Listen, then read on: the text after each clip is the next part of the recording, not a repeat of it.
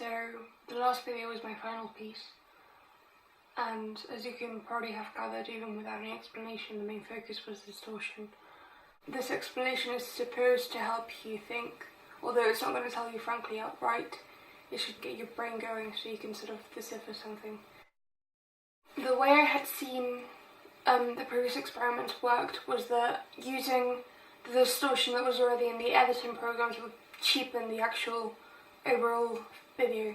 So it was better to do it manually and, normally without any post-editing. I had the instances that you can see the person talking, and the images that they're blurred on purpose. It's obscure so you can't actually see what it is. It's just adding confusion. That was basically my intent. But also showing that there was a story, but not knowing what the story actually was. That's what I wanted to portray, and that's, I think, what I achieved.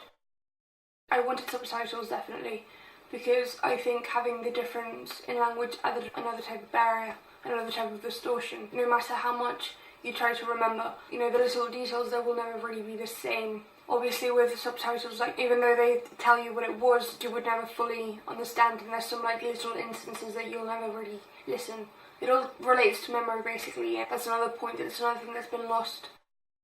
I also decided to create a difference in characters. Although they're quite similar, it's never the actual same pitch. The lower pitches usually are for the parent, and the higher pitches usually are for the child. Also having the difference, the passing of time between the child and the adult, and the whole familiar relationships and whatnot. In some instances they do interchange, and that is done on purpose, definitely.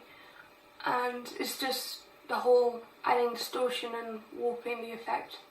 Mainly that was, it's the main theme that keeps being expressed.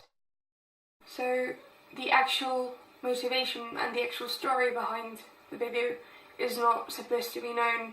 It was supposed to be someone looking at a person through their own eyes, although still trying to maintain some sort of objectivity. Because at the end of the day, even no matter how objective you try to be, you can never be fully objective. I don't want the audience to see the actual story. I just want them to realise that there is a story, and I want them to see, hopefully, the parallel as to what happens. No matter how much we progress and how much evolution there is, there'll always be a sense of loss. I hope you've enjoyed the explanation, and I hope it's made sense. Thank you for watching.